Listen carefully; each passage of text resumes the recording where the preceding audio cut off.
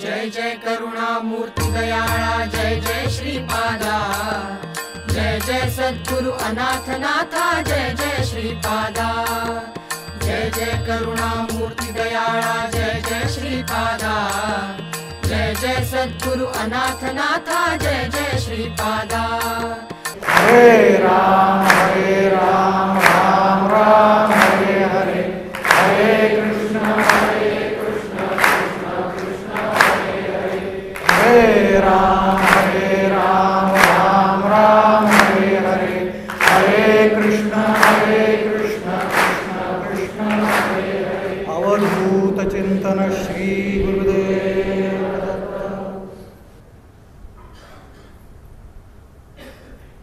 भक्तवत्सल भक्ताभिमानी सद्गुरु योगीराज श्री मामा महाराज की जय। भक्तवत्सल भक्ताभिमानी सद्गुरु मातु श्री ताई महाराज की जय। अवधूत चिंतन श्री गुरुदेव दत्त। पुंडलिक वरदा हरी विठ्ठल श्री ज्ञानदेव तुकाराम पंढरीनाथ महाराज की जय। भगवान गोपाल कृष्ण महाराज की जय।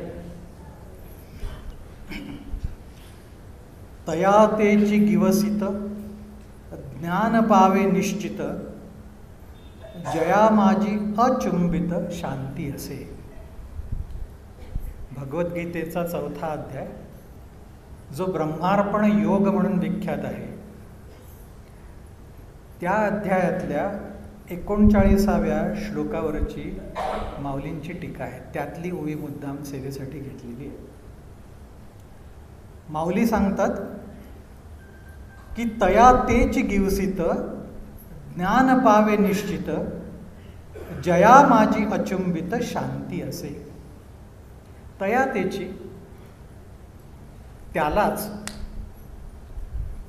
ज्ञान पावे निश्चित, त्यालाच निश्चितपणे ज्ञान होतं, ज्ञानाचा लाभ होतो। आणि ते ज्ञानही कसं असतं तर म्हणाले, जया माझी अचुंबित शांती असे।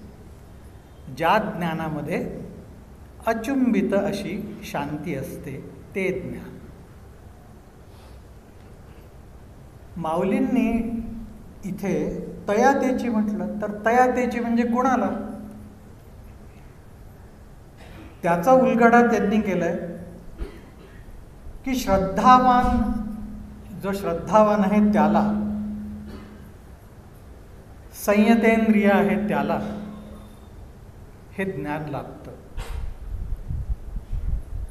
त्यासाठी ते सांगतायत की या ज्ञानाला काही अटी आहेत हे ज्ञान प्राप्त होण्याला।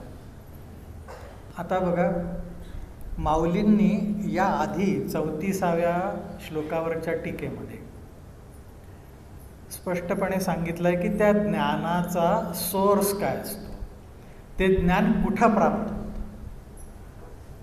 आणि आता सांगतायत या श्लोकाच्या भाष्यामध्ये, टीकेमध्ये, की ते ज्ञान कुणाला लाभू शकतं।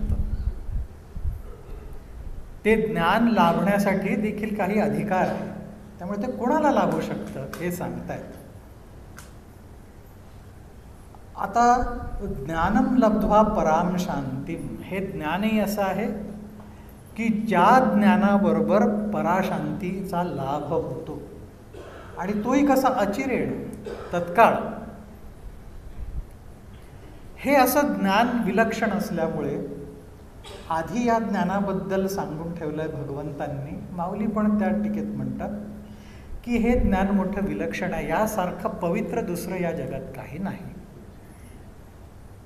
हे ज्ञान ज्याला प्राप्त होतं तो अंतर्बाह्य पवित्र होतो, तो ब्रह्मस्वरूप होतो, तो भगवत स्वरूप होतो।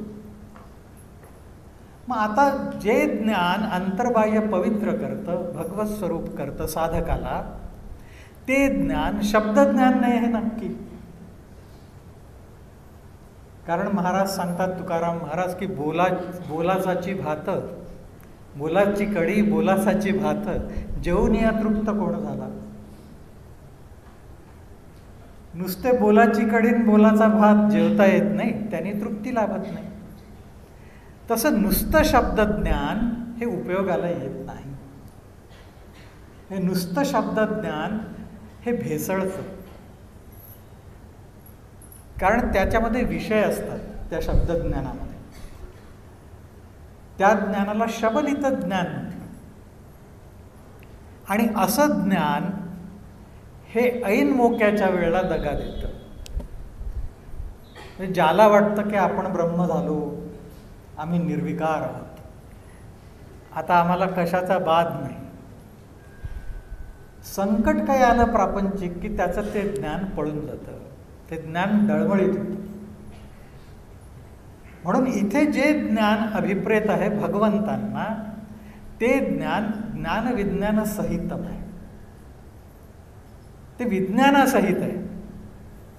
आणि जो भक्त अभिप्रेत आहे, जो साधक अभिप्रेत आहे, शांती लाभणारा, तो ज्ञानविज्ञान तृप्त आत्मा असा आहे की ज्याला ती शांती मिळते, प्राप्त होते. आता असा हा साधक, त्याच्यापाशी, त्या साधकापाशी श्रद्धा पाहिजे, तो साधनेमध्ये तत्पर पाहिजे आणि संयतेंद्रिय पाहिजे. याचा अर्थ काय? संयतेंद्रिय याचा अर्थ इंद्रियांवर संयम असलेला पाहिजे. इंद्रियांवर जर संयम त्याला हवा असेल तर सद्गुरूंनी जे सांगितलं त्याप्रमाणे वागण्याची तयारी पाहिजे. तर पहिलीच अट सांगितली की तो श्रद्धावान पाहिजे. श्रद्धा म्हणजे नेमकं काय?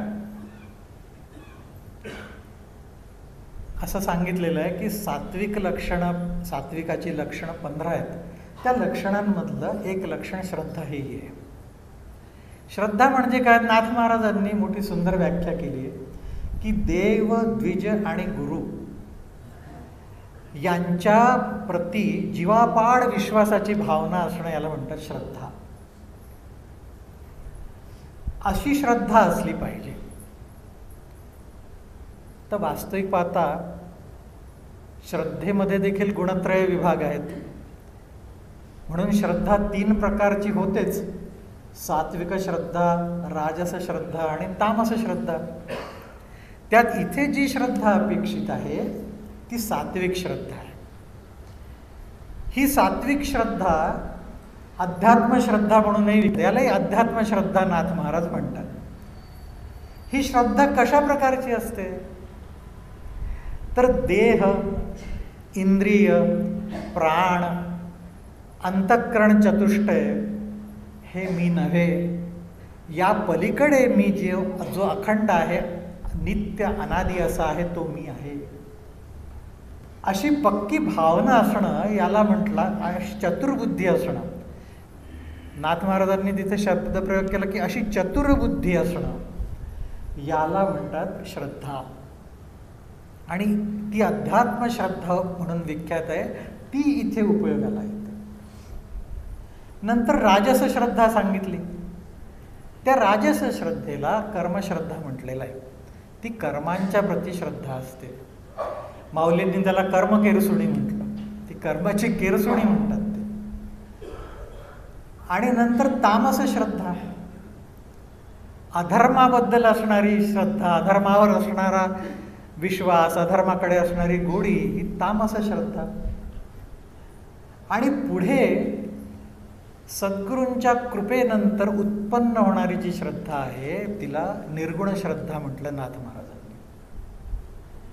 ती निर्गुण श्रद्धा ही निष्काम भजनानी, निर्लोभ कीर्तनानी, हरिकीर्तनानी, निष्काम सेवेनी प्राप्त होणारी असते. ती श्रद्धा प्राप्त झाली की चारी मुक्तींचीही कोणाला फिकीर नसते, पुरुषार्थांची फिकीर नसते. फक्त एका त्या परमतत्वाचं, त्या सद्गुरु तत्वाचं चिंतन अखंड चालतं आणि तेही निष्काम असतं. त्यातनं प्राप्तीची कुठलीच अपेक्षा नसते. ही श्रद्धा सांगितली आहे ती निर्गुण श्रद्धा. आता ही श्रद्धा मगाशी सांगितलं तसं देव, देवांबद्दल, भगवंतांबद्दल, द्विज याचा अर्थ जे ब्रह्मस्वरूप झालेले अशा महात्म्यांबद्दल किंवा गुरूंबद्दल ती श्रद्धा असते. देव, द्विज आणि गुरु. श्रीधर स्वामी नाझरेकरांचा एक वेदांत सूर्य नावाचा ग्रंथ आहे. त्या ग्रंथात त्यांनी श्रद्धा इथे काय अपेक्षित आहे भगवंतांना ते एका वेगळ्या प्रकारे दाखवलं आहे. सद्गुरूंबद्दलची श्रद्धा त्यांनी मोठं मार्मिक सांगितलं आहे. ते म्हणतात की सद्गुरूंना मनुष्य भावामध्ये न पाहणं आणि त्यांच्या वाक्यावर दृढ विश्वास असणं याला म्हटलंय श्रद्धा, सद्गुरूंवरची श्रद्धा. आणि माऊली इथे जी श्रद्धा म्हणतायत ती श्रद्धा हीच आहे. जो श्रद्धेचे संभोगे सुख्या झाला म्हणून सांगितलंय ती हीच श्रद्धा आहे. सद्गुरूंवरची अटळ श्रद्धा, नितांत श्रद्धा, त्यांच्या वाक्यावरची श्रद्धा. आता गडबड अशी आहे की महात्मे जे ब्रह्मस्वरूप झालेले, भगवत स्वरूप झालेले महात्मे, ते शरण आलेल्याला त्याचा अधिकार पाहून उपदेश करतात, त्याची तळमळ पाहून उपदेश करतात. आणि त्या उपदेशाप्रमाणे त्यांनी कृपा केल्यानंतर जर त्यांनी साधन केलं तर त्याला ही ब्रह्मस्वरूपता प्राप्त होते आणि माऊली सांगतात तशी पराशांती प्राप्त होते.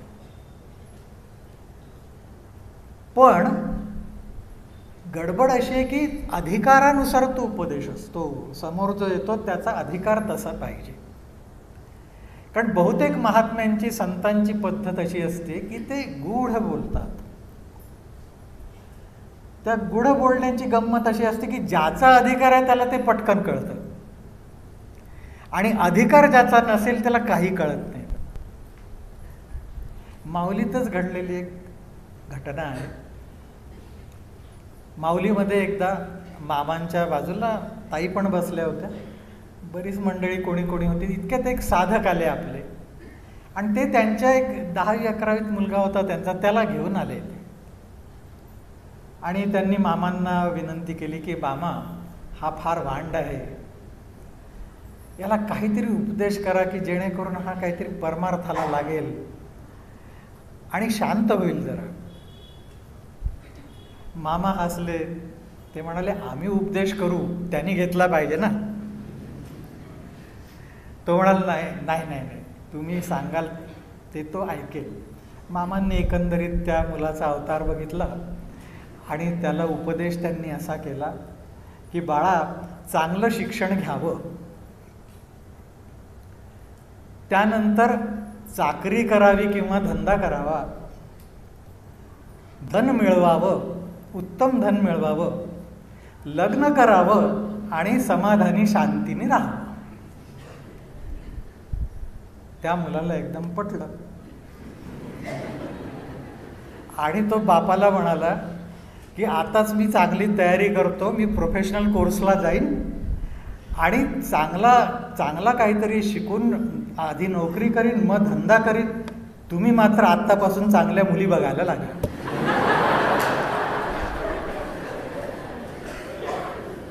आणि तो निघून गेला मुलगा नमस्कार करून. या गृहस्थांनी विचारलं मामांना की मामा मी म्हटलं होतं त्याला की उपदेश तुम्ही त्याला परमार्थाचा काहीतरी करा आणि तुम्ही हा काय उपदेश केला. ते म्हणाले आम्ही योग्यच उपदेश केला, त्याला झेपला नाही त्याला आम्ही काय करणार. मग ते म्हणाले नाही मला लक्षात आलं. ते म्हणाले अरे ही आमची पोर आहे ना, ती सांगेल, तिला बरोबर कळलंय आम्ही काय उपदेश केला ते. त्यांनी ताईंकडे हात केला. मग ताईंनी सांगितलं की त्यांचं असं म्हणणं आहे की चांगलं शिक्षण घ्यावं याचा अर्थ परमार्थाबद्दल सांगणाऱ्या शास्त्रांचं शिक्षण घ्यावं, चांगला अभ्यास करावा त्याचा.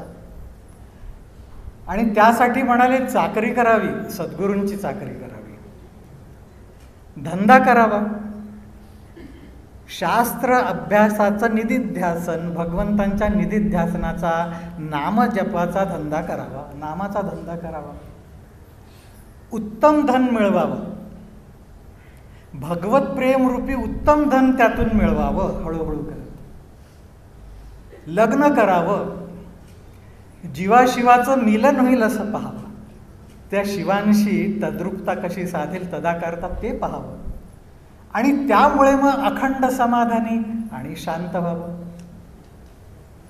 त्या दिव्य शांतीचा अनुभव घ्यावा. त्याने हात जोडले आणि तो निघून गेला. महात्म्यांच्या सांगण्याचा अर्थ देखील आपल्याला नीट कळण्यासाठी आपला अधिकार लागतो. आणि इथे सांगितलंय की त्यासाठी श्रद्धा पाहिजे, आणि ती श्रद्धा चांगली मजबूत पाहिजे, ती डळमळीत होणारी नको. आणि अशी श्रद्धा जर हवी असेल तर त्या श्रद्धेला पूर्वपुण्य देखील लागतं. ही आपोआप येत नाही श्रद्धा, ती शुद्ध पुण्यामुळे येते, निर्माण होते. जन्मोजन्मीचं शुद्ध पुण्य जर गाठीशी असेल तर उत्तम अशी सात्विक श्रद्धा निर्माण होते, त्याशिवाय होत नाही. अशी सात्विक श्रद्धा जर एखाद्याजवळ असेल आणि तो साधक जर साधनेमध्ये तत्पर असेल, संयतेंद्रिय असेल, तर त्याला असा लाभ होतो म्हणून सांगतात. तो लाभ होतो ज्या ज्ञानाचा, ते ज्ञान इतकं विलक्षण आहे की तया तेची गिवसित ज्ञान पावे निश्चित, जया माझी अचुंबित शांती असे. अशा साधकाला ते ज्ञान मिळतं. आता त्यासाठी आधी सांगितलंय की हे ज्ञान कुणाकडे मिळतं, तर त्यांनी सांगितलंय तद्विद्धी प्रणिपातेन परिप्रश्नेन सेवया या श्लोकावरच्या भाष्यामध्ये की असं ज्ञान जर हवं असेल तर संतांना शरण गेलं पाहिजे, सद्गुरूंना शरण गेलं पाहिजे. जे ज्ञानाचा कुरुठा, ते ज्ञानाचं आश्रयस्थान आहे. तेथ सेवा हा दारिवंठा, तिचा दरवाजा सेवारूपी आहे आत जाण्याचा. तो स्वाधीन करी सुभटा ओळगुनी, तो शरण जाऊन स्वाधीन करून घेतला पाहिजे. मग अपेक्षित आपुले, मग जे अपेक्षित आहे ते त्यांना प्रार्थना करून विचारलं पाहिजे की माझ्यावर कृपा करा. आणि त्यांनी जर कृपा केली तर अंतःकरण बोधले संकल्पा न ये अशी स्थिती होते. संतांना शरण जाण्यासाठी पहिल्यांदा संत कळले पाहिजे, सद्गुरू कोण हे कळलं पाहिजे. ते कळले तर शरण जाणं योग्य ना. त्यांना शरण गेल्यावर देखील त्यांना कळकळीने प्रार्थना केली पाहिजे उद्धाराची, की माझा उद्धार करावा, माझ्यावर कृपा करावी. आणि त्यांच्या जर मनात आलं तर ते कृपा करतील. कृपा झाल्यावर पुढचं सगळं आहे. आणि त्यासाठी माऊलींनी सांगून ठेवलं, त्यांची कृपा जर व्हायची असेल ना तर अशी फुकट होत नाही. त्यांच्या अंतःकरणात तुमच्याबद्दल कळवळा उत्पन्न व्हायला पाहिजे. आणि तो उत्पन्न व्हावा यासाठी पूर्वपुण्य हवं काहीतरी. नसेल तर सेवा हा दारिवंठा, सेवा करून त्यांचं द्वार स्वाधीन करून घेतलं पाहिजे, त्या द्वारातून प्रवेश केला पाहिजे त्यांच्या अंतःकरणामध्ये. मग ही सेवा कुठली, तर भगवान नाम घेणं आपल्या मनाने कुठलंही जे आवडेल ते, ही सेवा. सद्गुरूंच्या स्थानी, देवस्थानी जे काही काम पडेल ते करणं, ही सेवा. अशा प्रकारची जर सेवा केली तर त्यांनी त्यांना कळवळा येतो, ते लवकर प्रसन्न होतात. कारण ती सेवा ही भगवत सेवा आहे. संतांना किंवा सद्गुरूंना त्यांची सेवा अपेक्षित नाही आहे, त्यांच्या सेवेच्या निमित्ताने भगवत सेवा होत असते, ती त्यांना हवी आहे, ती अपेक्षित आहे, तो भाव अपेक्षित आहे. अशी जर सेवा एखाद्याने केली तर म्हणतात तया तिची, त्यालाच त्यांच्या कृपेचा लाभ होतो, एरवी त्यांच्या कृपेचा लाभ होणार नाही. आणि हा कृपेचा लाभ त्याची श्रद्धा पाहूनही होतो. ही श्रद्धा सगळीकडे उपयोगाला येते. ती कृपा होण्याच्या आधी उपयोगाला येते, कृपा झाल्यावरही उपयोगाला येते. आणि ती शेवटपर्यंत श्रद्धा कामालाच येते, कामातच राहते. परमार्थामध्ये काही 3 गोष्टी अशा आहेत की ज्या गोष्टी शेवटपर्यंत त्या साधकाला बरोबरीने उपयोगाला येतात. त्यातली एक ही श्रद्धा आहे, दुसरं वैराग्य आणि तिसरी शांती. साधकाला वैराग्य ही शेवटपर्यंत उपयोगाला येतं. माऊली सांगतात वीतरागते सारिखा, जोडीने ठेवला सखा, जो आघावियाची भूमिका सरिसा चाले. तशीच ही शांती पण आहे. सद्गुरूंना जर दया आली तरच त्याची प्राप्ती आहे. कारण हे सद्गुरू कृपेशिवाय होणारी गोष्ट नाही, सद्गुरू कृपेनेच प्राप्त होते. ज्ञान देखील सद्गुरू कृपेने प्राप्त होतं हे सगळ्यांनीच सांगितलंय, सगळ्या महात्म्यांनी. गोरक्षनाथ महाराजांनी सिद्ध सिद्धांत पद्धतीमध्ये 5व्या अध्यायामध्ये स्पष्टपणे सांगितलं त्यांनी की मला ज्ञान जर पाहिजे असेल आणि त्या ज्ञानाने परमपदाची प्राप्ती व्हावी असं असेल तर ते ज्ञान विज्ञानासहित पाहिजे एकतर.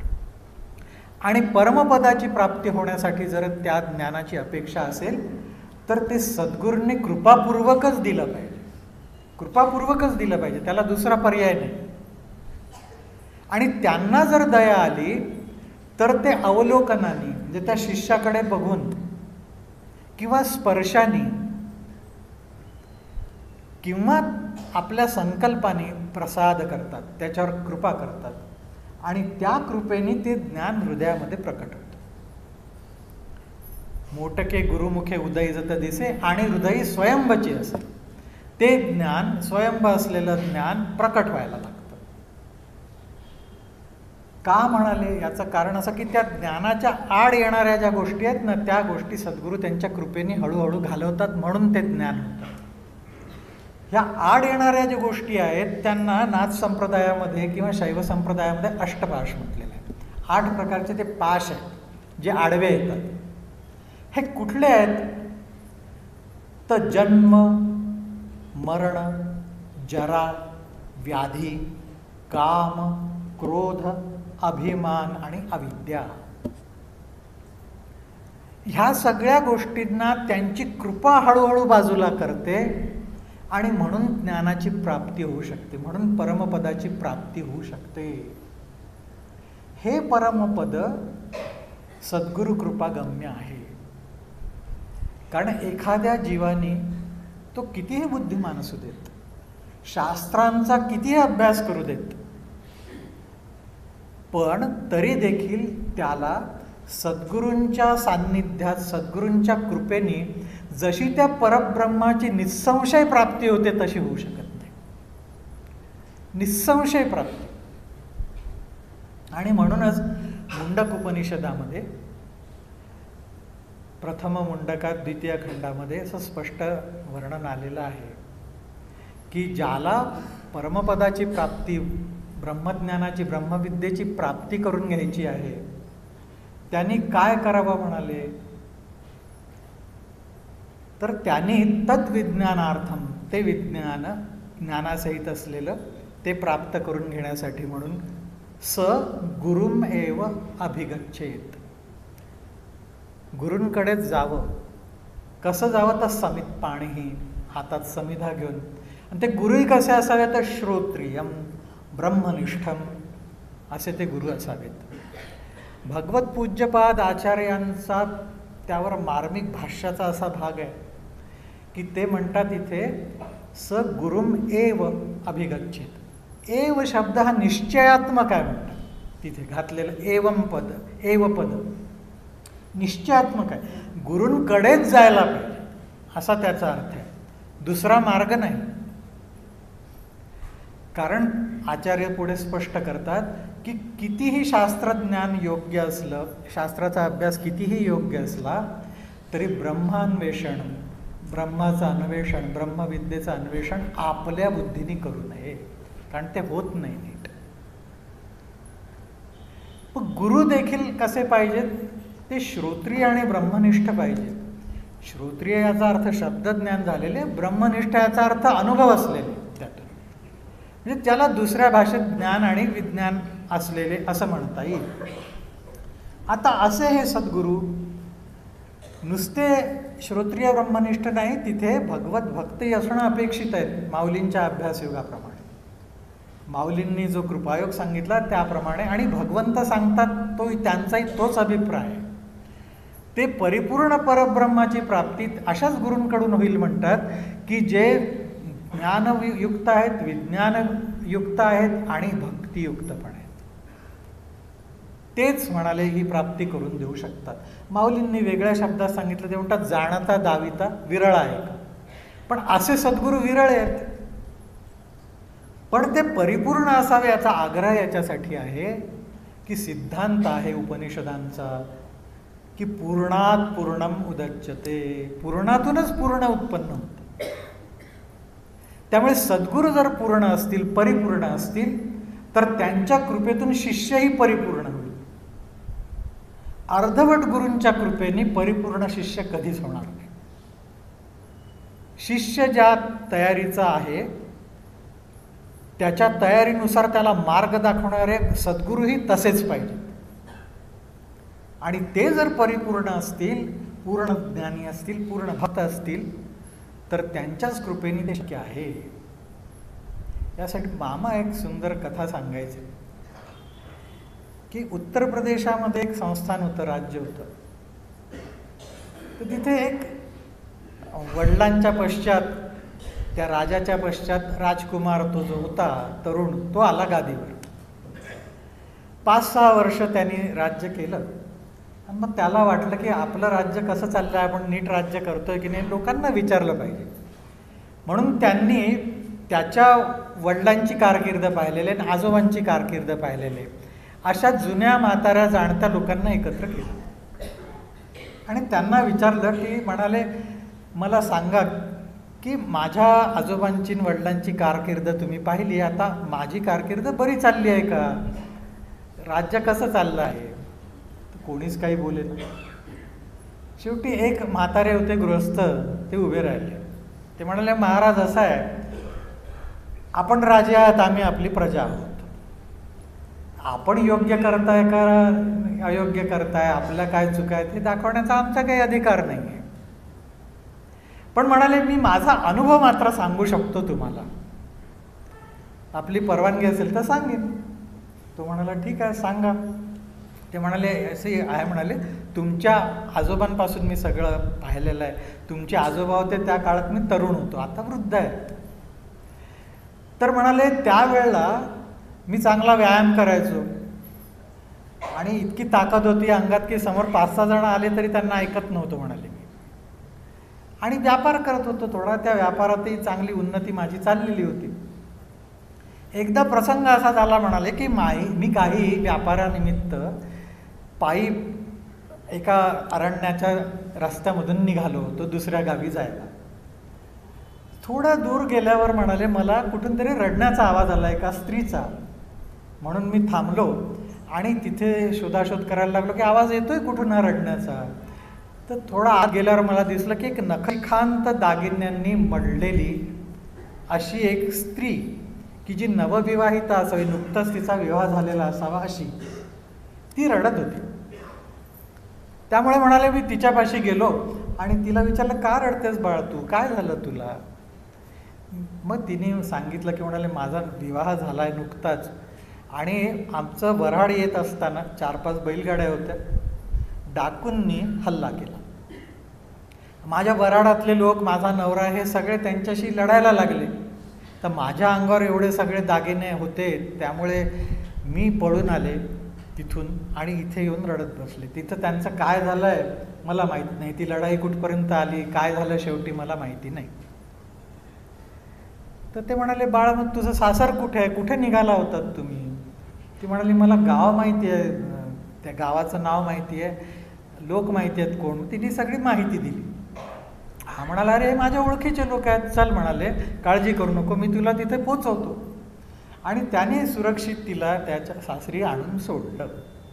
मग तो म्हातारा म्हणाला, मी तिला सासरी आणून सोडल्यावर तिच्या घरच्यांना खूप आनंद झाला आणि एवढे मूल्यवान दागिने, जे खूप म्हणजे हिऱ्यांचे सोन्याचे असे दागिने होते, ते सुरक्षित आल्याचं पाहूनही त्यांना बरं वाटलं. मग ते सासरे तिचे खुश झाले आणि ते आले, त्यांनी मला म्हणाले 5 मोहरा देऊ केल्या की एवढं तुम्ही या सुनेला सुरक्षित आणलं, आमच्या एवढं सगळं धन वाचवलं आमचं, तर हे तुम्हाला बक्षीस म्हणून ठेवा.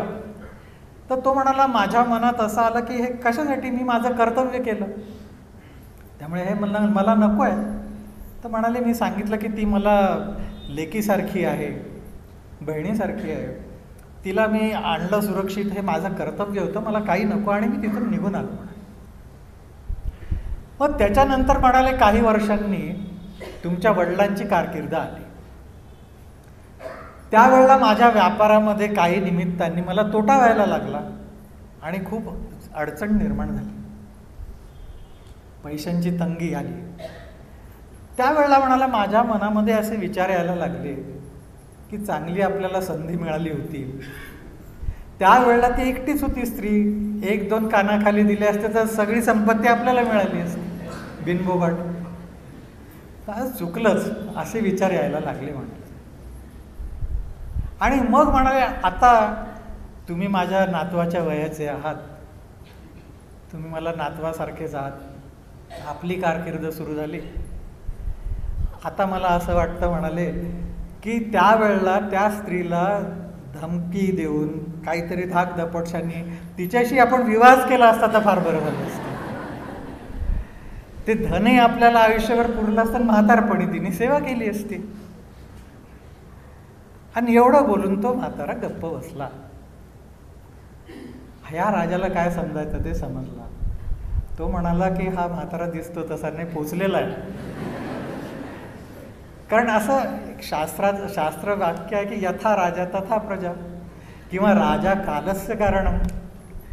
तर म्हणाले त्याने दाखवून दिलं की राजाची लायकी असते तसे प्रजेचे विचार होतात. तर तसंच आहे की ज्याप्रमाणे सद्गुरूंची पात्रता असेल त्याप्रमाणे शिष्याची तयारी होते. म्हणून शिष्याला काही द्यायला ते सद्गुरूही तेवढे समर्थ लागतात, म्हणून एवढं वर्णन केलेलं आहे. नाही तर काय कोणी उठावं सद्गुरू व्हावं तसं नाही. ती स्थिती आहे, ती स्थिती प्राप्त करून घ्यावी लागते. आणि म्हणून सांगितलं माऊलींनी की तया तेची गिवसित ज्ञान पावे निश्चित, जया माझी अचुंबित शांती असे. त्यालाच, ज्याला अशा सद्गुरूंची प्राप्ती झालेली आहे त्यालाच ते ज्ञान मिळतं. आणि ते कसं मिळतं म्हणाले, माऊलींचे शब्दप्रयोग मोठे सुंदर असतात. त्यांनी सांगितले तया तेची गिवसित.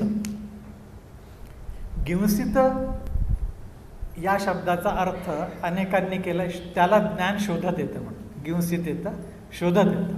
कारण गवसणे म्हणजे सापडणे, अशावरून त्यांनी त्या गिवसित शब्दाची कल्पना केली आणि अर्थ केले त्याचे की त्याला ज्ञान शोधत येतं. माऊलींना असं अपेक्षित नाही.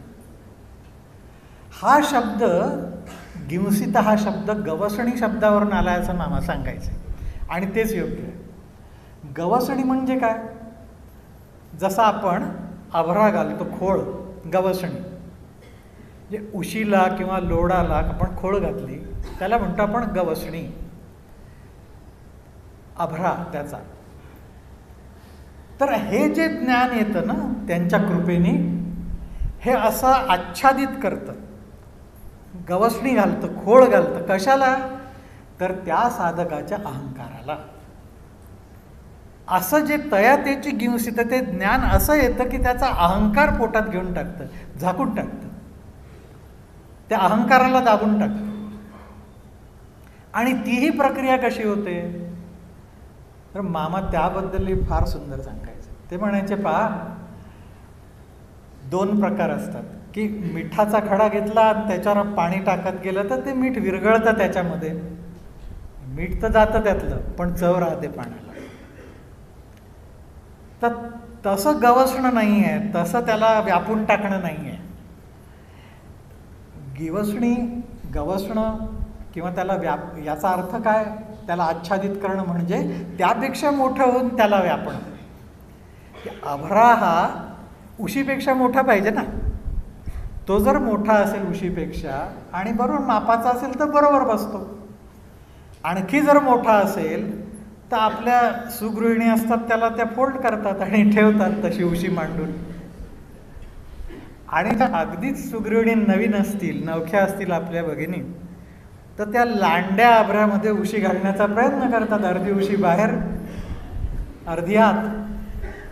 तसे प्रकार नाही आहेत. ते म्हणतात की पूर्ण व्यापलं पाहिजे, त्याला पूर्ण व्यापून राहिलं पाहिजे, त्या अहंकाराला पूर्ण व्यापलं पाहिजे. पण ती प्रक्रिया कशी होते, तर मामा म्हणाले ती प्रक्रिया अशी होते की बर्फ आहे, त्या बर्फावर पाणी टाकत जावं. एका भांड्यात बर्फ घेतलं, तुकडे बर्फाचे, आणि त्याच्यावर आपण पाणी टाकत जाऊ. तर बर्फाचा गुण तो तरंगत पाण्यावर, पण पूर्ण पाण्यावर तरंगत नाही. तो त्याचा काही भाग आत बुडलेला असतो आणि काही भाग वर राहतो. आता यात हळूहळू हळू पाणी टाकत गेलं की ते बर्फ विरघळत राहतं, आणि एक वेळ अशी येते की नुसतं पाणीच राहतं.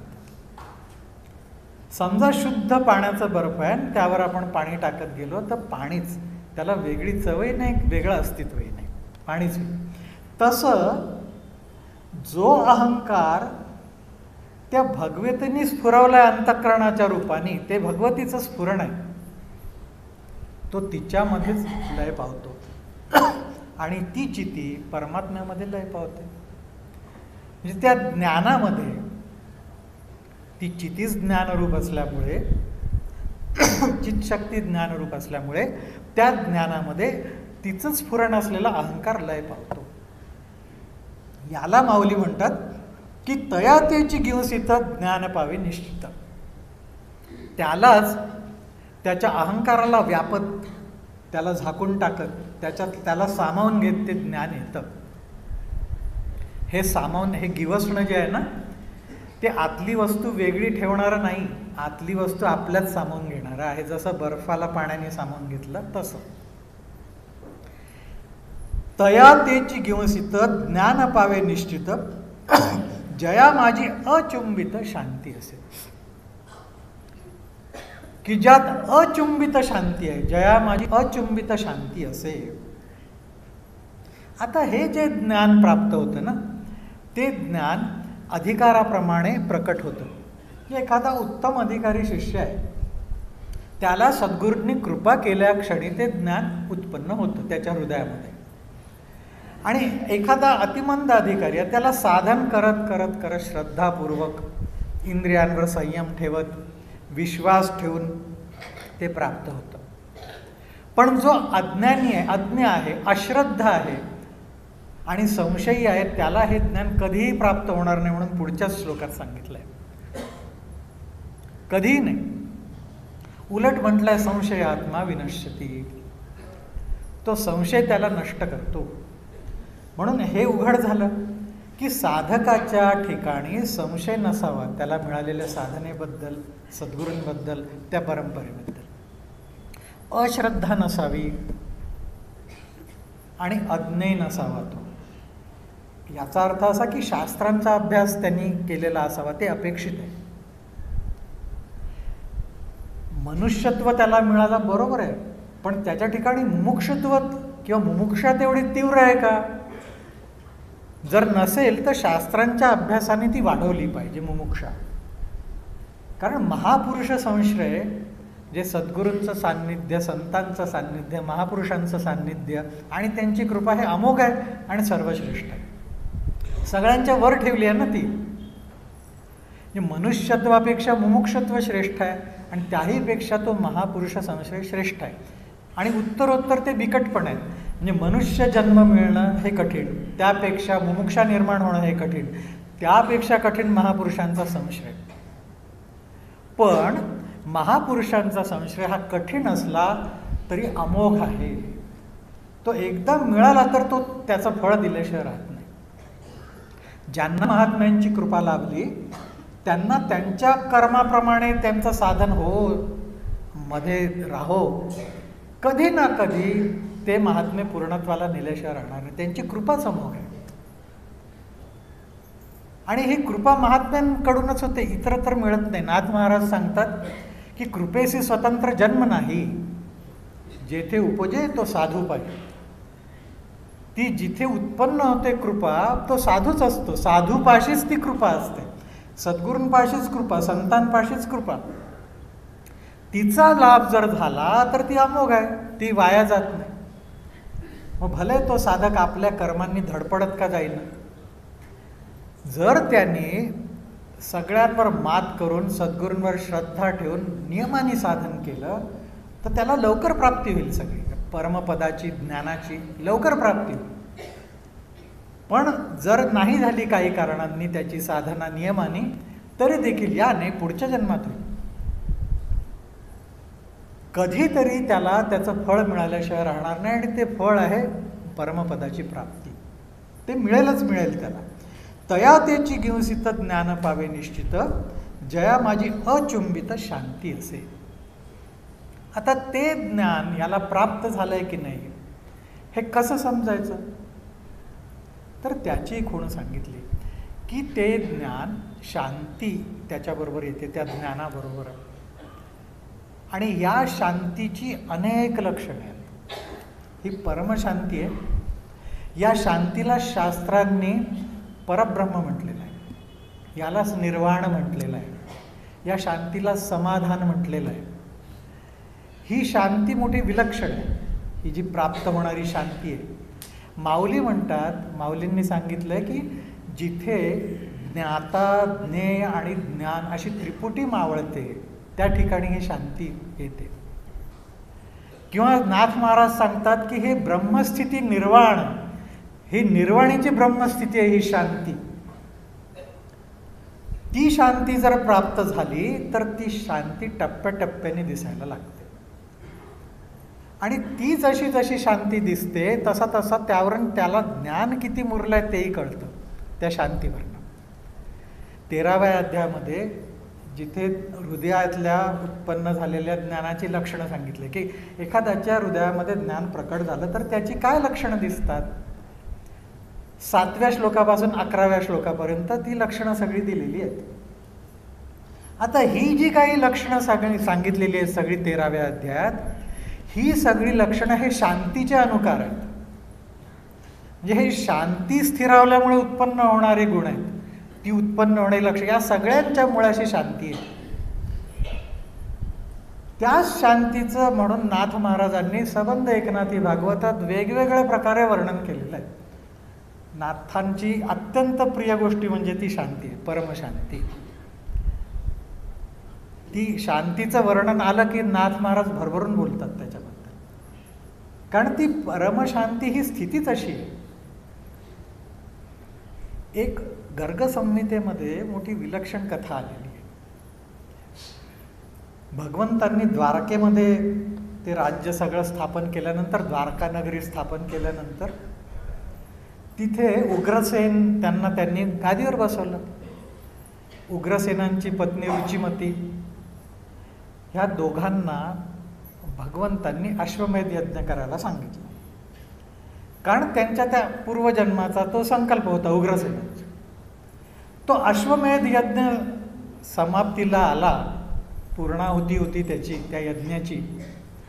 त्यावेळेला भगवंतांनी त्या उग्रसेनांच्या इच्छेवरून उग्रसेनाचे कंस वगैरे 9 पुत्र, कंस, न्यग्रोध वगैरे 9 पुत्र हे मारले गेले होते सगळे. त्यांना वैकुंठातून भगवंतांनी बोलवलं असं वर्णन आहे बरं. हे कंस काय होतं माहिती आहे आपल्याला. ह्यांना ही भगवंतांची कृपा पहा की विरोधी भक्तीने तारलं त्यांनी. हे सगळे वैकुंठात होते, ते वैकुंठातून त्यांना भगवंतांनी बोलवलं. हे सगळे आले, तिथे यज्ञाचं दर्शन केलं आणि द्वारकेत त्या सुधर्मा राजसभा होती, तिथे ते राजसभेत आले. हे उग्रसेन आणि त्या रुचिमती त्यांची पत्नी ते बघतात की ही आपली मुलं चतुर्भुजा, 4 भुजा असलेली, भगवान श्रीकृष्णांप्रमाणे दिसणारी, तसंच रूप असणे, कारण वैकुंठाचा लाभ झाला होता ना त्यांना. ती सारूप्य, सालोक्य, सार्ष्टी सगळ्याच होत्या मुक्ती, तिथे चतुर्विध मुक्ती मिळाल्या होत्या. ते आले समोर तिथे आणि हे आश्चर्याने बघतायत उग्रसेन वगैरे. पण ही 9च्या 9 मुलं, हे बंधू भगवंतांच्या बाजूला येऊन उभे राहिले, कारण वैकुंठाच्या प्राप्तीमुळे त्यांना ज्ञानही झालं होतं. आणि नुसतं ज्ञान नव्हे, त्यांना किंकर भाव प्राप्त झाला होता, दास्य भाव प्राप्त झाला होता भगवंतांना. आता आपले मालक इथे आहेत, त्यांच्यासमोर कुठे चावटी करायची, त्यांच्या मागे हे सगळेजण हात जोडून उभे होते. उग्रसेनांनी त्यांना खुणावलं, ते तर राजा होते, त्यांनी खुणावलं की जरा या इकडे, कारण त्यांना ते पुत्र सगळे आपले बघून त्यांना प्रेमाने आलिंगन देण्यासाठी ते उत्सुक झाले होते, तर म्हणून त्यांनी खूण केली. तर हे आले ना जागेवरून, भगवंतांनी हसत भगवंत पुढे झाले आणि त्यांना सांगितलं 9 जणांना की अरे हे तुमचे माता पिता आहेत, तुम्हाला प्रेमाने बोलवत आहेत, तर जा त्यांच्यापाशी, भेटा त्यांना. त्यावर कंस पुढे झाला, तो कंस आणि तो त्याच्या पाठोपाठ न्यग्रोध, आणि ते दोघं हात जोडून भगवंतांना म्हणायला लागले की देवा, असे अनेक जन्म झाले, आपल्या मायेमुळे असे अनेक मायबाप भेटले आम्हाला, पण आता तुमच्या कृपेमुळे आम्हाला असं ज्ञान झालंय की जीवाचे खरे मायबाप तुम्ही आहात. त्यामुळे आता आमचं जे काही तुम्हाला सोडून कोणाला बघायची इच्छा नाही आम्हाला. तर म्हणाले तुम्ही आम्हाला भेटलात आणि आमचं जीवन धन्य झालं.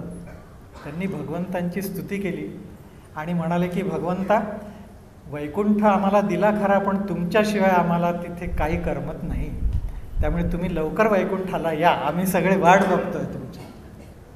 आणि असं म्हणून ते निघून गेले.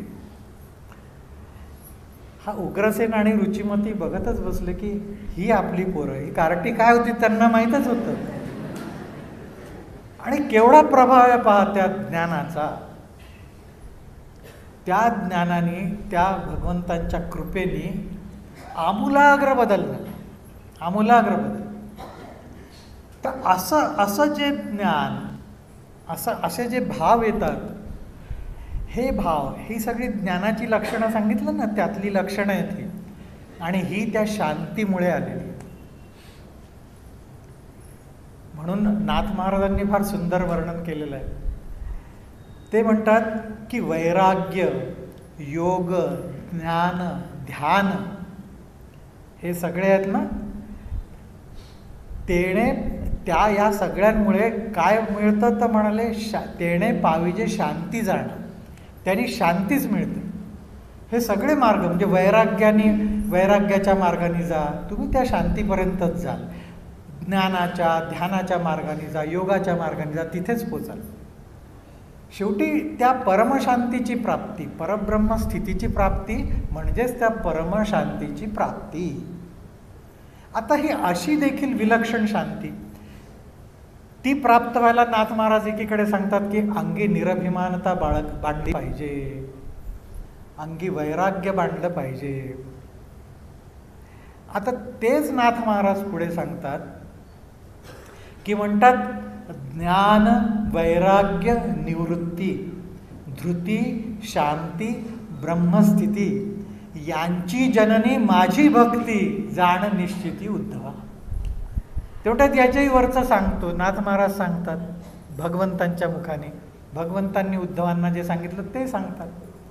काय सांगितलं तर हे जे आहे ना, ज्ञान, वैराग्य, निवृत्तीची भावना, वृत्ती निवृत्त होणं, अंतर्मुख होणं पूर्ण, आणि त्या वृत्ती मूळ स्वरूपामध्ये मिसळून जाणं. धृती, त्या परब्रह्माची, भगवंतांची अखंड धारणा, ती धृती सांगितलेली आहे. शांती आणि ती ब्रह्मस्थिती, अखंड ब्रह्मस्थिती, ह्या सगळ्यांची जननी माझी भक्ती आहे म्हणून सांगतात. हे माझ्या भक्तीमुळे प्राप्त होतं.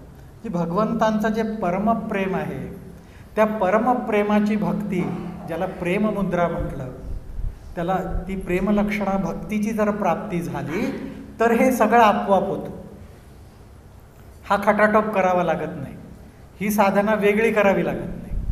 आणि ही जी भक्तीची दीक्षा आहे, या भक्तीच्या दीक्षेलाच भक्तियोग किंवा कृपायोग म्हटलंय माऊलींनी, आणि त्यालाच अभ्यासयोग म्हटलंय, आणि त्याचंच वर्णन करताय. आता वास्तविक पाहता या 4थ्या अध्यायातच सुरुवातीला 25 ते 30 या श्लोकांमध्ये त्यांनी यज्ञाचे प्रकार सांगितलेले आहेत. आता हे यज्ञाचे प्रकार माऊलींनी त्याच्यावर स्पष्ट सांगितलं की वेगवेगळे प्रकार जरी दिसले तरी प्राप्ती एकच आहे. आणि हे प्रकार आहेत तरी काय, तर ही सगळी अभ्यासयोगाची अंग आहेत सगळी. जसं त्यांनी म्हटलं दैवयज्ञ, तर दैवयज्ञाची व्याख्या काय केली की ज्याला तो दैवयज्ञ साधला त्याला महायोगी म्हणावं. तो महायोगी आहे म्हणजे अभ्यासयोगाचा साधक आहे तो. आणि दैवयज्ञ म्हणजे काय, तर त्याची व्याख्या केली त्यांनी की अविद्या हविली मनेसी गुरुवाक्य हुताशी हवन केले. गुरुवाक्यरूपी अग्नीमध्ये मनासहित अविद्येचं हवन जे करतात त्यांनी दैवयज्ञ साधला असं म्हणतात. आणि तो दैवयज्ञ म्हणजे दुसरं तिसरं काही नाही, अभ्यासयोग. अभ्यासयोगाचंच एक अंग आहे. म्हणून त्या साधकाला महायोगी म्हटलं. द्रव्ययज्ञ एक सांगितला, पण द्रव्याची व्याख्या माऊलींनी केली, प्राण हे द्रव्य ते म्हणतात. मग अपानात प्राणाचं हवन करा किंवा प्राणामध्ये अपानाचं हवन करा किंवा दोघांनाही सम करा, दोघांचे हवन करा. हे यज्ञ एकाला पूरक म्हणतात, एकाला रेचक म्हणतात, एकाला केवल कुंभक म्हणतात. ती अभ्यासयोगाची साधना, अभ्यासयोगाच सांगितला त्यातून. मग सांगितला वाघ यज्ञ, शब्दी शब्दू यजिजे. शब्दामध्ये शब्दाचं यजन करावं, तो वाघ यज्ञ म्हटला. आता हा वाघ यज्ञ देखील एवढा विलक्षण आहे पहा. हाच वाघ यज्ञ आपल्या या अभ्यासयोगामध्ये वेगळ्या वेगळ्या प्रकारांनी येतो. त्या वाघ यज्ञाचे सर्व प्रकार आपल्या अभ्यासयोगात येतात. आतमध्ये जो अखंड अजपा चालू आहे, जो अखंड जप जीवाचा चालू आहे, जीवो जपती सर्वदा, असा तो सर्वदा जीव ज्याचा जप करतो असा हंस हंस सोहम सोहम असा जप आहे. धरिता सो सोडिता हम, अखंड चाले सोहम सोहम, याला अजपा जप म्हटलं. त्या अजपा जपाचा अभ्यास हा पण शब्दी शब्दू यजिजे आहे. तो जो मूळ शब्द आहे तो अनाहत नाद आहे. त्या नादावर सोहमचा आरोप करून सोहम बसून जप करणं शब्दी शब्दू यजिजे, तो अभ्यासयोगाचा एक भाग आहे. आपल्याकडे त्याहूनही सूक्ष्म साधन सांगितलेलं आहे, ते आहे भ्रामरीचं. त्या नादावरच शुद्ध नादाचं अनुसंधान करत, मूळ नादाचं अनुसंधान करत साधन करणं, ती भ्रामरी विद्या, ते भ्रमर साधन, हा पण शब्दी शब्दू यजिजे. ते एकदम जमत नाही म्हणून आणखी त्याच्यापेक्षा स्थूल साधन सांगितलं की नाम घ्या. ते नाम घेता घेता घेता आत ते या अजपावरच बसतं. आणि हा अजपा म्हणजे तरी काय, अजपा जप म्हणजे तरी काय, ही जी प्रेमलक्षणा भक्ती आहे तीच भक्ती शक्ती आहे. ती शक्ती आत कुंडलिनी रूपाने अखंड कार्यशील आहे. ती प्रपंच करत असो का परमार्थ करत असो, ती ऊर्ध्वमुख झाली तर परमार्थ करते, अधोमुख आहे तर प्रपंच करते. ती काही करो पण ती नादमयी आहे. अद्भुत रामायणामध्ये भगवान श्री रामचंद्र प्रभूंनी सीतेची स्तुती केलेली आहे. त्या सीतेच्या स्तुतीमध्ये त्यांनी तिला नादमयी म्हटलंय, तिला अनाहत नादमयी म्हटलंय. कारण ती भगवती आहे, ही नादमयी आहे. ती आतमध्ये नाद करतच असते, ती नादाशिवाय स्वस्थ राहत नाही. तिचा जो नाद आहे त्या नादाच्या प्रत्ययालाच अनाहत नादाचा प्रत्यय म्हणतात. तिचा जो नाद आहे त्यालाच अजप-अजप म्हणतात. तो जीवाचा जरी म्हटला तरी तो तिचा आहे. जीवत्व ही तिची भावना आहे, तिने निर्माण केलेली भावना आहे, म्हणून त्याला जीवाचाही म्हटलं जातं, पण तो तिचा आहे. म्हणजे शेवटी काय तर ही भक्तीच स्वतः नादमयी होते, स्वतः अजपाजप होते, स्वतः भ्रामरी होते, स्वतः नाम होते आणि ती त्या जीवाचा उद्धार करते.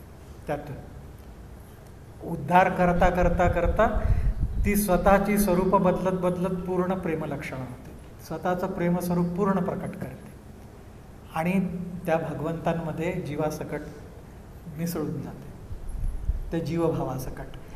अशी ही भगवती जो यज्ञ करते आतून, म्हणजे त्यांच्या कृपेने, सद्गुरूंच्या कृपेने आतून जो अशा प्रकारचा यज्ञ होतो त्याला म्हटलंय वाघ यज्ञ.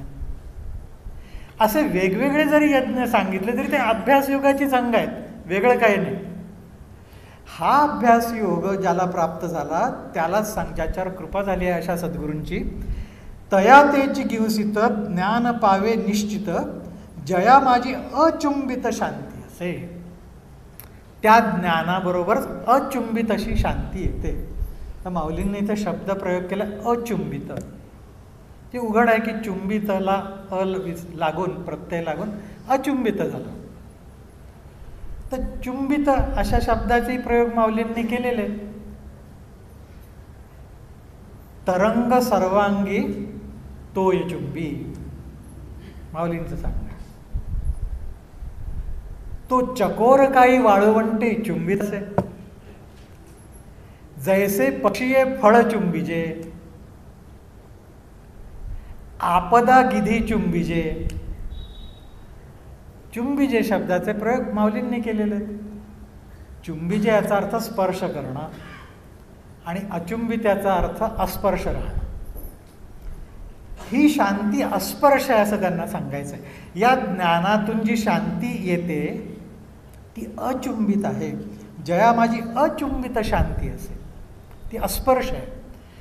तिला कोणाचा स्पर्श होऊ शकत नाही, विषयांचा नाही, कशाचाही नाही.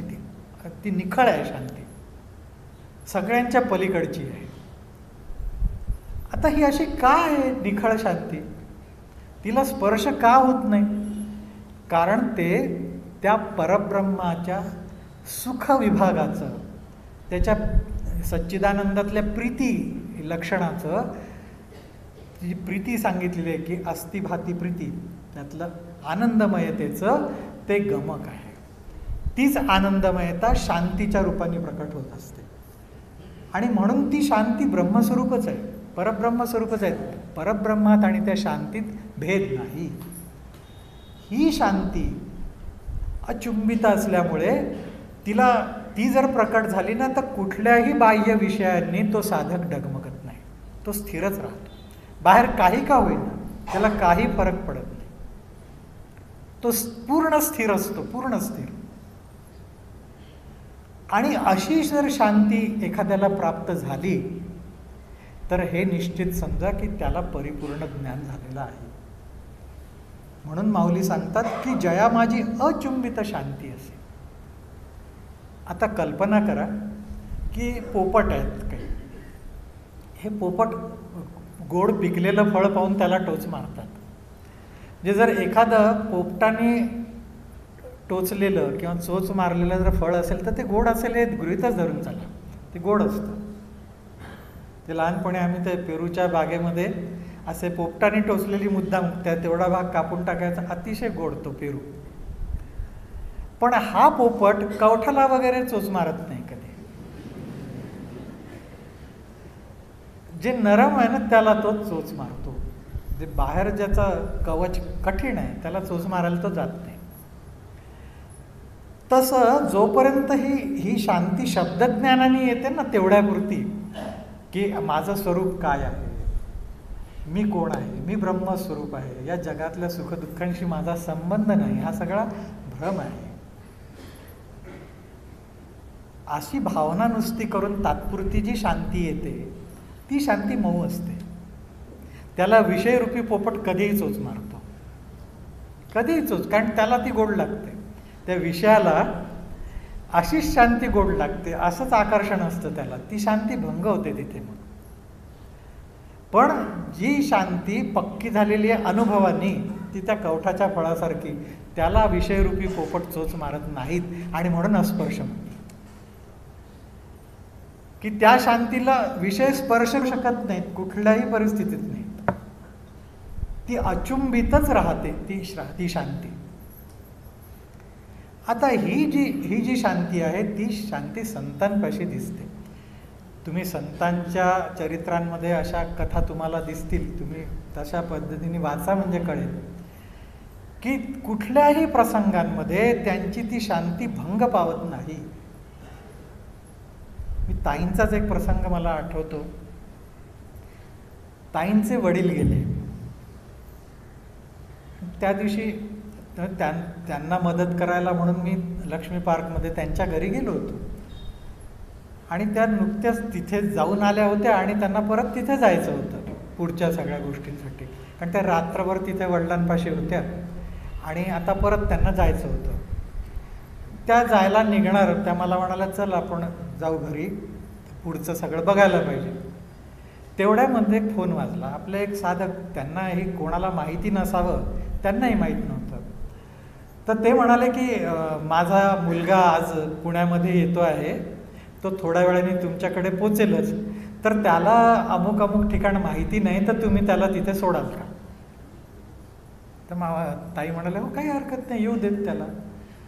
आणि तो मुलगा आला थोड्या वेळाने, त्याला आधी ताईंनी जाऊन सोडलं आणि मग म्हणाला चल आपण जाऊ. याला म्हणतात अचुंबित शांती. अत्यंत शांत. ते वडील गेले तरी त्यांच्या त्या चित्तवृत्तींमध्ये काहीही पालट नव्हतं. ती शांती तशीन तशी होती. अशा प्रसंगी तुमच्या आमच्यासारखा असं केलं असतं का काही? त्यांनी सांगितलं असतं लागलीच त्याला, गळा काढला असता तिथेच फोनवर की नाही बाबा मी दुःखात आहे, मी काही करू शकत नाही. पण नाही, ही संतांपाशी जी शांती असते ती अशी शांती असते अचुंबित. तिला विषयांचा स्पर्शच कधी होत नाही. आणि म्हणून अशी शांती जर प्राप्त करून घ्यायची असेल तर ती श्रद्धेचे निसंग. माऊली म्हणतात त्याला श्रद्धा पाहिजे. ती श्रद्धा जर पक्की असेल आणि त्या श्रद्धेने साधन करत गेला तरच ही प्राप्ती होणार आहे. अगदी कुठल्याही क्षणी त्या इथे संशयाचं सावट यायला नको, संशय निर्माण व्हायला नको. ती श्रद्धा पक्की पाहिजे. एक हनुमान प्रसादजी पोद्दार, थोर विभूती होऊन गेली, कल्याणचे संपादक होते ते, त्यांनी एकदा अशी एक दृष्टांत कथा सांगितली होती त्या हनुमान प्रसादजींनी त्यांच्या एका प्रवचनामध्ये. ती दृष्टांत कथाच आहे ती, पण तो दृष्टांत आहे. त्यांनी सांगितलं एकदा भगवान शिव आणि पार्वती हे हरिद्वारला एका काही पर्वानिमित्त आले आणि तिथे ते फिरत होते, लोकांना बघत होते. तर ते बघतायत की अनेक लोक गंगेचं स्नान करून येतात. हजारो लोक, पर्व होतं ना, स्नान करून बाहेर येतात. पण ते मलिनचे मलिनच. शेवटी या पार्वती देवींना शंका निर्माण झाली. त्यांनी विचारलं शिवांनी की काय हो, गंगेचं महात्म्य गेलं का काय झालं? कारण हे मलिन झालेले, म्हणजे ज्यांचे ते देह मलिन, सूक्ष्म देह मलिन झालेले दिसतात पापामुळे, ते स्नान करून आल्यावरही तसेच दिसतात, त्यात काही फरक दिसत नाही. तर ते म्हणाले खरं आहे म्हणाले, पण याचं कारण गंगा नाही, याचं कारण श्रद्धा आहे. त्यांना ते पटलं नाही. ते म्हणाले असं कसं तुम्ही म्हणता? ते म्हणाले बघ आता आपण एक जरा नाटक करू म्हणाले इथे. दुसऱ्या दिवशी भरपूर पाऊस पडला त्यांनी तिथे, आणि ते जे जाणाऱ्या एका रस्त्यामध्ये खूप चिखल निर्माण झाला. त्यामुळे एक खड्डा होता, त्या खड्ड्यात सगळा चिखलच चिखल तयार केला. या भगवान शिवांनी वृद्ध माणसाचं रूप घेतलं आणि ते त्या खड्ड्यात जसे काही घसरून पडले तसे जाऊन पडले. त्यांनी पार्वतींना सांगितलं की तू इथे तरुण सुंदर स्त्रीचं रूप घेऊन थांब काठावर आणि आरडाओरडा कर, शोक कर की माझा नवरा यात अडकलाय, त्याला बाहेर काढा माझ्या पतींना. आणि जर कोणी बाहेर काढायला आलं तर त्याला म्हणायचं की माझे पती सगळ्या शास्त्रांचा धर्मांचा नियम पाळतात, अत्यंत शुद्ध आहेत ते, त्यामुळे त्यांना स्पर्श करण्यापूर्वी तुम्ही तेवढे पवित्र आहेत की नाही हे बघा. आणि जर तसे पवित्र नसाल तर त्यांना स्पर्श केल्या क्षणी भस्म होईल तुमचं. मग लोक एक एक येत गेले, कोणी कोणी ती ह्यांचा आरडाओरडा रडणं ऐकून सांत्वनासाठी काही जण मदतीला पुढे आले. पण पुढची अट सांगितल्यावर सगळे थांबले की आपलं भस्म झालं तर काय, कारण आपण काही पवित्र असूच असं नाही, ते भस्म झालं तर काय, कारण आपण काय आचार करतोय आपल्याला माहीतच आहे. प्रत्येक जण परत चालले. सूर्यास्ताची वेळ आली. ते भगवान शिव म्हणाले बघा तेवढ्यात एक तरुण आला. तो स्नान करून तसाच तो ओलेत्याने आला. त्यांनी विचारलं की काय झालं, क्या हुआ बाहेर? त्यांनी सांगितलं असं असं झालं. तर म्हणाले मी काढतो ना बाहेर. तर त्या म्हणाल्या अरे पण जो त्यांना बाहेर काढेल तो जर पवित्र नसेल तर तो भस्म होईल त्यांना हात लावल्या क्षणी. तो म्हणाला अरे तुम्हाला शंका आहे का, मी आत्ताच गंगेत स्नान करून आलो आहे, गंगेत स्नान केल्यावर पातक उरतं का कुठं? कधीच उरणार नाही म्हणाला. त्याने पुढे येऊन त्यांना बाहेर काढलं. भगवान शिवांनी आणि पार्वतींनी मूळ स्वरूपात त्याला दर्शन दिलं, त्याच्यावर प्रसन्न होऊन.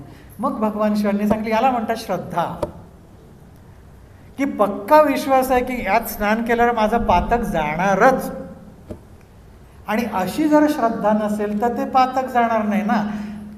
लोक नुसतेच येऊन बुडकी मारून बाहेर येतात, श्रद्धा कुठे आहे? कारण शास्त्रांचं वचन आहे की देव, द्विज, गुरु, तीर्थ, क्षेत्र हे तुमच्या श्रद्धेप्रमाणे फळ देतात. तुमची श्रद्धा असेल तर 100% फळ, श्रद्धा कमी असेल तर फळ मिळणार नाही. म्हणून इथे माऊली मुद्दाम सांगतात श्रद्धेचे संभोगे. ती श्रद्धा ज्याच्या ठिकाणी उत्तम आहे त्याला या ज्ञानाची प्राप्ती लवकर होते. आणि ते ज्ञानही कसं असतं म्हणाले, ते ज्ञान हृदय प्रतिष्ठे आणि शांतीचा अंकुर फुटे, मग विस्तार बहुप्रकटे आत्मबोधाचं. ते ज्ञान हृदयात प्रकटतं आणि त्याला शांतीचा अंकुर फुटतो. आणि ती शांती जिथे पाहावं तिथे व्यापून राहते. मग जेवते वास पाहिजे तेवती शांतीची देखील, तेथ आप परून नेणीचे निर्धारिता. मग मी वेगळा हे वेगळं असं राहतच नाही, पूर्ण ब्रह्मानुभूती सर्वत्र ते शांतीच्या रूपाने अनुभूतीला येते. आणि म्हणून माऊली सांगतात की तया तेची गिवसित ज्ञान पावे निश्चित, जया माझी अचुंबित शांती असे. तया तेची म्हणजे कोणाला, की जो श्रद्धायुक्त अंतःकरणाने संयतेंद्रिय होऊन गुरुवाक्याप्रमाणे चालतो त्याला. आपल्याकडे मामा सांगायचे की एखाद्याला जर असं वाटत असेल की साधनेमध्ये मला नीट बसता येत नाही आहे, किंवा मी अस्थिर झालो आहो, किंवा मला अनुभव आले नाही अजून, असं जर काही भ्रम असं काही जर वाटत असेल तर त्याने आपलं आधी मॅन्युअल तपासून पाहावं की काय सांगितलं आहे सद्गुरूंनी नेमकं. तिथेच खोट असते. तेच काहीतरी बाजूला ठेवून आपण आपल्या डोक्याने काहीतरी करत असतो म्हणून असं होतं. आता परवाच एकाने लिहिलं होतं मला मेल, आणि त्यात त्यांनी लिहिलं होतं की मी जप करताना मला विष्णू सहस्त्रनाम आठवतं, तर ते म्हटलं तर चालेल का? हे सांगितलंय का? जे नाम कृपा करून दिलंय ते त्या पद्धतीनेच घ्यायचं आहे ना, ते घ्या ना. म्हणून गुरुवाक्यावर विश्वास सगळ्या बाजूंनी, ते त्यांनी सांगितलं तसं तंतोतंत. मी ताईंच्या बाबतीत हे बघितलंय, मामांनी जे सांगितलं ते तंतोतंत पालन प्रत्येक गोष्टीचं केलं त्यांनी. तिथे कुठेही शंका नाही आणली, कधीही नाही. असं गुरुवाक्य हुताशी हवन केले. गुरुवाक्यांवर विश्वास ठेवून जर त्याप्रमाणे तो वागत गेला श्रद्धेने, पूर्ण श्रद्धा ठेवली. श्रद्धा कशी? आपण मगाशी अभंग ऐकला तसं, गुरु परमात्मा परेश्वर, ऐसा ज्याचा दृढ विश्वास. मग देवतयाचा अंकिला, स्वये संचला त्याचे घर, अशी परिस्थिती येते. देव अंकित होतात त्याचे. म्हणून साधकाला, अभ्यासयोगाच्या साधकाला ही महत्वाची अट आहे की त्यांनी अज्ञ राहू नये, अभ्यास करावा संप्रदायाचा. अश्रद्ध राहू नये, श्रद्धेने साधन करावं. आणि श्रद्धा वाढण्यासाठी सेवा करावी, कारण ती पुण्यायनी वाढते श्रद्धा. तो सात्विकाचा, सात्विक जसा वाढेल गुण तसा तो सात्विकाचं लक्षण आहे, ती पुण्यायनी वाढते. आणि संशयी असू नये. संशय हा मनाचा गुण आहे. आपण अनेक जन्मांचं पाप सोबत घेऊन आलोय, तर थोडं थोडं नाही, भरपूर आहे. आणि असा नियम आहे की पापी सर्वत्र पापमाशंकते. त्याला सगळीकडे पापच दिसतं, त्याला प्रत्येक गोष्टीत संशय आहे, प्रत्येक गोष्टीत संशय. आणि तो संशय जर धरून त्याप्रमाणे गेला तर त्याचा नाश होतो. त्याला माऊली सांगतात, त्याला अरत्र नाही परत्र नाही, ऐहिक नाही पारलौकिक नाही, कुठलंच सुख मिळत नाही त्याला, त्या सुखापासून वंचित राहतो.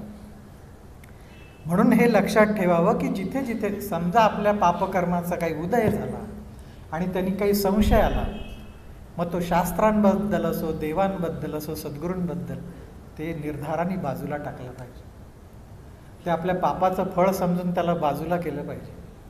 आणि दृढ विश्वासाने, दृढ श्रद्धेने, संशयरहित मानाने साधन केलं पाहिजे. असं जर साधन झालं तर याच जन्मात आपल्याला त्या अचुंबित शांतीची प्राप्ती झाल्याशिवाय राहणार नाही. आणि ती प्राप्ती ज्याला होते तोच सर्वार्थाने धन्य होतो.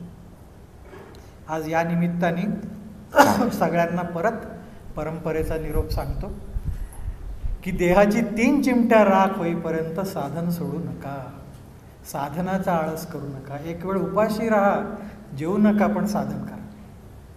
जेवण बाजूला ठेवा, पण साधन करा. असं जर श्रद्धेने नियमाने साधन झालं तर आपलं कल्याण झाल्याशिवाय राहणार नाही.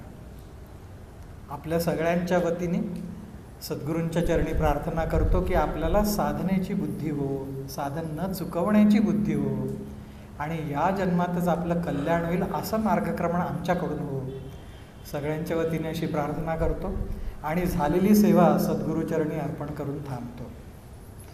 पुंडलिक वरदा हरी विठ्ठल श्री ज्ञानदेव तुकाराम पंढरीनाथ महाराज की जय. विठ्ठल विठ्ठल विठ्ठल अवधूत चिंतन श्री